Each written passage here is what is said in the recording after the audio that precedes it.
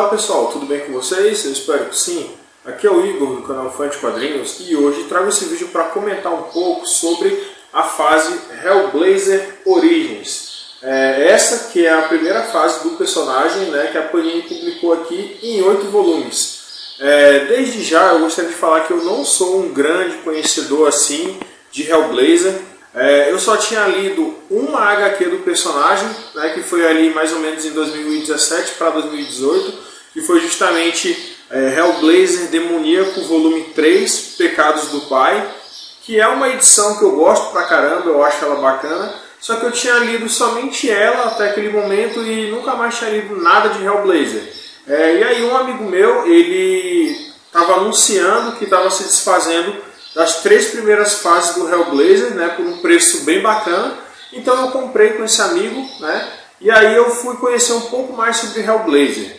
O Hellblazer, né, o Constantine, ele é um personagem que as pessoas elogiam bastante as aventuras. Ele não é um super-herói convencional, né, ele é um mago trapaceiro que acaba se envolvendo com as forças das trevas e acaba combatendo elas também, só que ele não faz isso por um heroísmo, né? Ele faz isso porque muitas vezes ele está correndo perigo e ocasionalmente ele acaba também ajudando as pessoas fazendo isso daí. Então ele não é um herói, ele é um anti-herói, até porque ele é um cara extremamente canalha em alguns aspectos, né? E é isso que é interessante do personagem. Bom pessoal, dessa primeira fase do personagem ela tem um total 58 histórias, sendo que dessas 58, 55 são do Jim Delano, 2 são do Grant Morrison e uma é do Neil Gaiman, né? São participações que esses outros grandes roteiristas fizeram no Hellblazer. Inclusive são 3 histórias espetaculares. A do Grant Morrison são 2 que formam um arco, né? Que é Como Amar uma Bomba, história espetacular. E a do Neil Gaiman também é uma história simples, curta, porém muito boa, que fala sobre um fantasma, que esse fantasma estava procurando as pessoas porque ele estava se sentindo sozinho. É uma história também muito bacana. Dessa primeira fase, eu gostaria de dizer que eu achei espetacular e tudo mais, só que a grande verdade é que eu achei uma fase mediana. Isso porque dessas 58 histórias, eu estava contabilizando todas elas quando eu terminei a leitura e eu vi que 33 histórias eu gostei e 25 eu não gostei. Então eu achei um número muito alto de histórias que não me agradaram. Por isso que eu considero uma fase mediana somente. O grande problema de Hellblazer Origins, na minha opinião, é que o Jim Delano ele é muito inconstante. Ele faz uma história boa e aí em sequência vem uma história ruim. Aí depois você lê 2 histórias boas e vem uma ruim.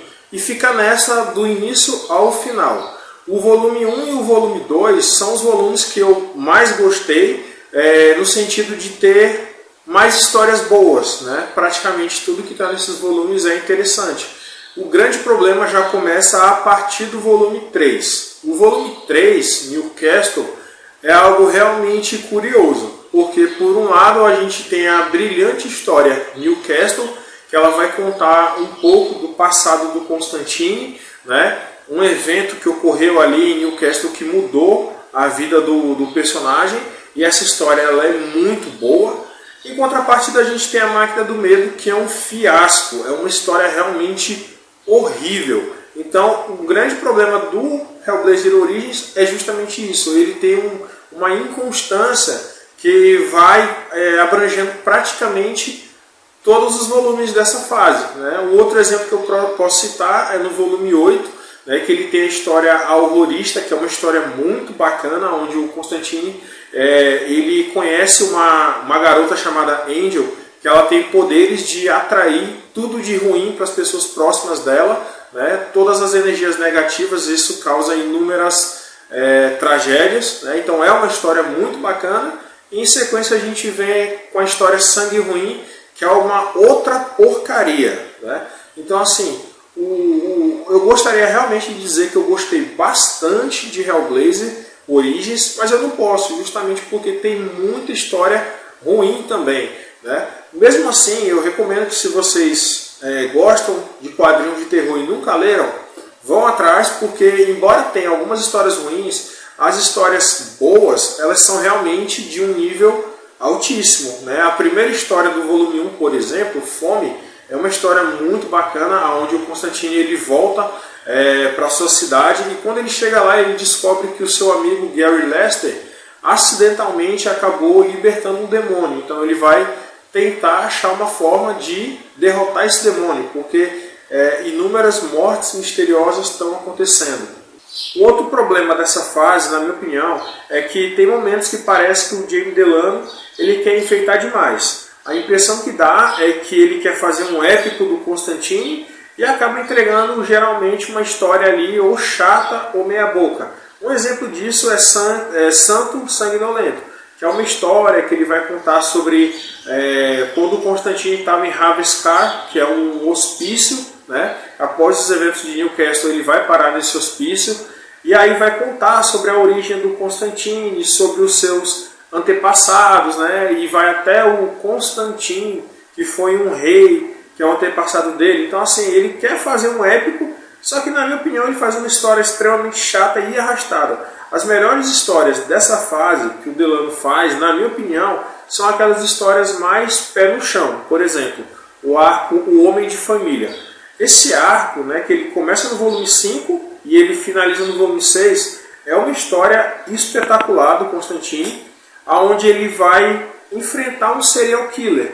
Esse serial killer ele focava em famílias felizes, entre aspas, né, pai, mãe e os filhos, e matava todo mundo. Então o Constantine ele acaba até meio que sem querer descobrindo a identidade desse assassino, e esse assassino ele vai atrás do Constantine também. Então fica ali meio que um jogo de gato e rato, e é uma história pé no chão, né? Não tem nada de sobrenatural, é somente mesmo uma história de terror com um assassino. E é uma história espetacular. Um outro exemplo que eu posso dar também, no volume 7, é uma história onde mostra um pai e um filho, né, onde esse pai ele era um cara extremamente violento, extremamente agressivo, ele queria que o filho fosse do jeito dele, né, e esse pai ele acaba trabalhando com abate de animal. Então é uma história que o Jaime Delano ele critica tanto as relações abusivas de pais e filhos, né, e a relação aos maus tratos com os animais. Então é uma temática também assim, não tem praticamente nada de sobrenatural, é uma temática mais pé no chão, né, é um terror real, digamos assim, e é uma história de terror também espetacular. Então para mim, eu acredito que às vezes menos é mais. O Delano tem hora que ele quer escrever tanta coisa ao mesmo tempo, ele quer fazer tantas ideias em um curto espaço de tempo, que a impressão que dá é isso, que ele quer realmente se sobressair a todo custo, e quando ele enfeita demais o roteiro, fica ali uma coisa muito chata, muito arrastada, ou muito péssima mesmo, muito terrível, como foi o caso de Máquina do Medo, que ela começa no volume 3 e finaliza no volume 4. Máquina do Medo ela tem até um ou outro momento interessante, né? Só que no geral ela é uma história simplesmente péssima. Eu lembro que quando eu finalizei o volume 4, que ele encerrava a história A Máquina do Medo, o arco A Máquina do Medo, sinceramente eu dei um tempo de Constantine. Eu fui ler uns quadrinhos da Bonelli, né, para mudar um pouco o foco da minha leitura, de tão chato e terrível como foi A Máquina do Medo. Depois somente que eu voltei para finalizar os outros 3 volumes. Então, na minha opinião, é isso. Essa fase ela poderia ser muito melhor do que ela foi, mas ela, infelizmente, tem ali muita história chata, muita história arrastada, né? Só que também a maioria são histórias boas, né? Eu creio que poderia ter sido muito melhor do que foi. O Jaime Delano, eu já conheço os trabalhos dele desde a época do Homem Animal, que é uma leitura espetacular, mas aqui realmente eu acho que ele pisou na bola em alguns momentos, né? Então, realmente, para mim, essa fase ela foi mediana, né? Eu não vou, por exemplo, me desfazer dos meus quadrinhos porque eu não gostei, não é disso que se trata, né? Vou manter eles na minha coleção e recomendo ler para quem gosta de quadrinhos de terror, que nunca leu Hellblazer, mas já vai sabendo que se por um lado você vai achar histórias de um nível altíssimo, infelizmente vocês também vão achar muitas histórias com nível baixo, né? Ela é uma fase que o bom e o ruim eles andam lado a lado ali. Bom pessoal, então é isso, espero que vocês tenham gostado. E vocês, já leram Hellblazer Origins? Caso vocês tenham lido, coloquem aí nos comentários a opinião de vocês, tá bom? Grande abraço a todos, até a próxima, falou, valeu, fui!